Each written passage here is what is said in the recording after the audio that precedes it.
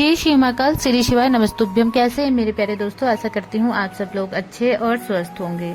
दोस्तों, जैसे कि आप सभी को पता है कि घड़ी जो होती है वह हमारे जीवन में घड़ी का बहुत ही प्रभाव देखने को मिलता है और जो घड़ी होती है वह बहुत ही महत्वपूर्ण हमारे सभी के घर में होती है और बिना घड़ी के हम कभी भी अपने जीवन में जो समय चल रहा होता है उसको सुनिश्चित नहीं कर पाते हैं। घड़ी हमारे आने वाले समय को भी हमें दर्शाती है और गुजरे हुए समय को भी हमें बताती है।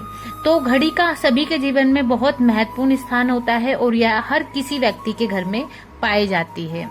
दोस्तों, आज हम इस वीडियो में जानेंगे कि घड़ी और कैलेंडर कहाँ पर लगाना चाहिए, क्या गलती आपको नहीं करनी चाहिए और बाकी मैं आपको बताऊंगी कि अगर आपके घर में वास्तु दोष है तो कैसे आप जान सकते हैं और क्या कर सकते हैं जैसे कि वास्तु दोष दूर हो और आपके जीवन में परेशानियां खत्म हो। पूरी जानकारी के लिए इस वीडियो को अंत तक जरूर देखिएगा और अगर अभी तक आपने मेरे चैनल को सब्सक्राइब नहीं किया है तो चैनल को सब्सक्राइब करें, वीडियो को अंत तक देखें, वीडियो आपके लिए बहुत ही खास होने वाले। दोस्तों, हम सभी के घर में घड़ी का प्रयोग किया जाता है। घड़ी जो बीते समय और आने वाले समय को सूचित करती है।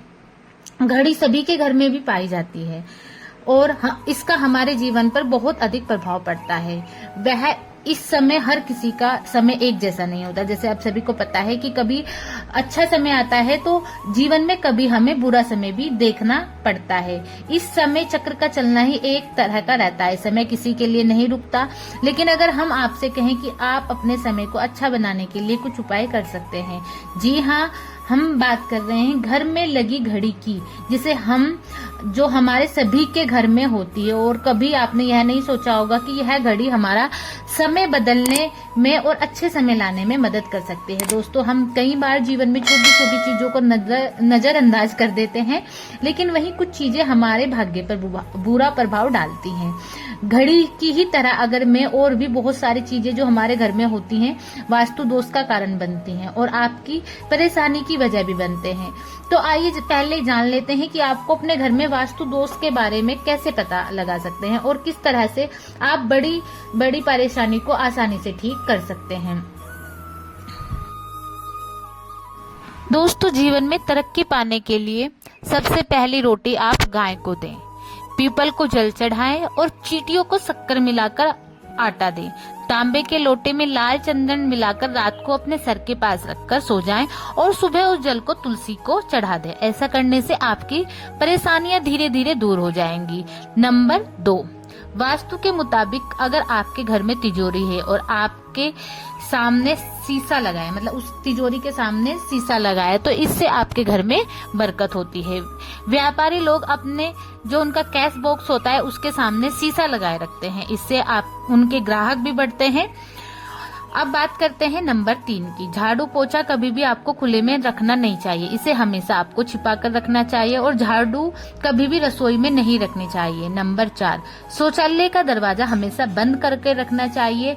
इससे क्या होता है, अगर आप हमेशा शौचालय का दरवाजा खुला रखते हैं तो आपके घर में निगेटिविटी, जो नकारात्मक ऊर्जा होती है, उसका वास होने लगता है।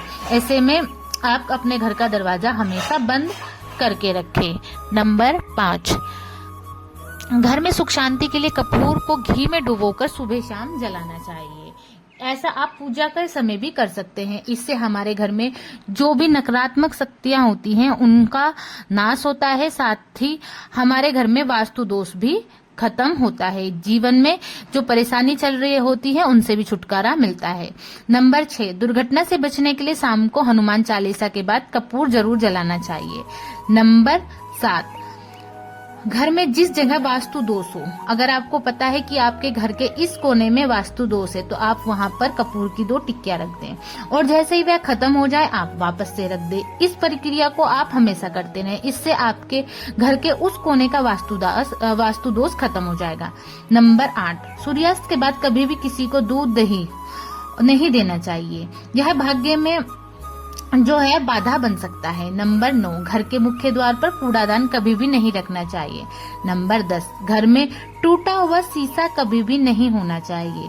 नंबर 11, अच्छे भाग्य के लिए सुबह नहाते समय पानी में थोड़ा सा कपूर का तेल मिलाएं और शनिवार को चमेली का तेल भी मिला सकते हैं। नंबर 12, लक्ष्मी की कृपा पाने के लिए रोज रात को रसोई की अच्छी तरह से साफ करके और फिर चांदी की कटोरी या कोई भी स्टील की कटोरी में कपूर और लौंग जला लें और आप इसे अपने घर में जलाकर थोड़ी देर के लिए रसोई में रख दें। इससे आपके घर में बरकत बनी रहती है और माँ लक्ष्मी जल्दी ही घर में आकर आपके निवास करती हैं। ऐसे घरों में नकारात्मकता हमेशा दूर रहती है। दोस्तों, नंबर 13, घर के सोने वाले कमरे में पौधे नहीं लगाने चाहिए।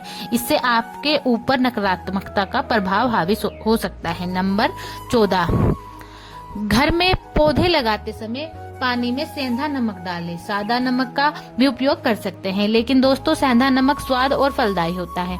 आपको शुभ फल जल्दी प्राप्त होंगे। दोस्तों, घड़ी की सही दिशा आपके जीवन का सही रास्ता दिखाने में मदद कर सकते हैं। इसके अलावा कैलेंडर को भी किस जगह लगाना चाहिए और किस जगह पर नहीं, हम जानेंगे इस वीडियो के माध्यम से। अगर अभी तक आपने मेरे YouTube चैनल को सब्सक्राइब नहीं किया है तो चैनल को सब्सक्राइब करें, बेल आइकन का बटन प्रेस करें, वीडियो को अंत तक देखें। तो दोस्तों, अब हम बात करते हैं घड़ी की कि हमें अपने घर में घड़ी किस तरीके से लगानी चाहिए। जो घड़ी होती है उसका आकार भी बहुत मायने रखता है। वास्तुशास्त्र के अनुसार गोल आकार की घड़ी या अंडाकार आकार की जो घड़ी होती है वह सबसे उत्तम मानी जाती है।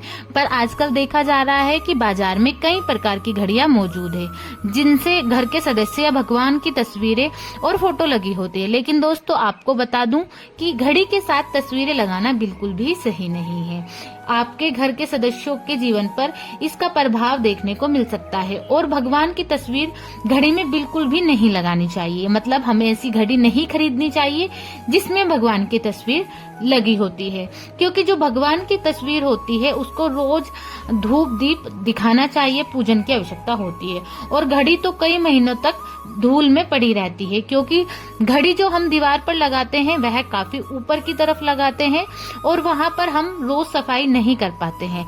इससे भगवान का अपमान होता है और यह शुभ नहीं माना जाता है। तो घड़ी का आकार गोल होना चाहिए और आप ऐसी घड़ी पसंद करें कि जो अंडाकार हो या पृथ्वी के आकार की तरह दिखती हो। तो यह हमारे जो घड़ी होती है हमारे जीवन पर बहुत ही प्रभाव डालने वाली होती है। वास्तुशास्त्र के अनुसार नुकीली चीजों से नकारात्मक ऊर्जा का संचार होता है। दोस्तों, अगली बात जिसको आपको हमेशा ध्यान रखना है कि आपको अपनी जो घड़ी है उसको साफ स्वच्छ ही रखना है। मतलब ऐसा नहीं है कि घड़ी दीवार पर ऊंची लगी है तो आप उसको महीनों तक साफ ना करें। हो सके तो तीसरे चौथे दिन या एक हफ्ते में कम से कम एक बार तो आप उसको अवश्य ही साफ करें, जिससे उस पर धूल ना चढ़े। नहीं तो अगर आपके जो घर है वहां पर जो घड़ी लगी हुई है वह साफ नहीं होती, उसमें जाले लगे रहते हैं, तो इससे जो प्रभाव पड़ेगा वह आपके भाग्य को दुर्बलता प्रदान करेगा और आपका भाग्य दुर्बल हो जाएगा। दोस्तों, कई घरों में आदत होती है कि पुरानी घड़ी को बनवाकर ही चलाते रहते हैं। एक जगह घड़ी आई तो पुरानी किसी और जगह लगा देते हैं। कृपया ध्यान रखें, घर में पुरानी या फिर टूटी हुई जो घड़ी होती है वह कभी भी अपने घर में ना रखें और ना ही आपको कभी भी अपने घर में बंद घड़ी रखनी चाहिए। इससे घर में नकारात्मकता और दरिद्रता का वास होने लगता है। बंद पड़ी घड़ी को घर में रखने से व्यक्ति के जीवन में नए अवसर नहीं आते और वह अपने कार्य में सफलता प्राप्त नहीं कर पाता। अगली बात जिसका आपको ध्यान रखना है वह घड़ी की सही दिशा। घड़ी को कभी भी दक्षिण दिशा में नहीं लगाना चाहिए। दक्षिण दिशा यमलोक की दिशा मानी जाती है। साल का अंतिम चक्र यहीं से शुरू होता है, इसलिए वास्तुशास्त्र में इस तरफ घड़ी लगाना बिल्कुल भी शुभ नहीं माना जाता है। यहाँ पर आप भूल कर भी कभी घड़ी नहीं लगाए, वरना आपको इसके नकारात्मक प्रभाव देखने को मिल सकते हैं। घर में घड़ी को उत्तर दिशा, पूर्व दिशा या पश्चिम दिशा में आप लगा सकते हैं। ध्यान रखें कि घड़ी को कभी भी मुख्य द्वार पर ना लगाएं। ऐसा करना भी शुभ नहीं माना जाता है।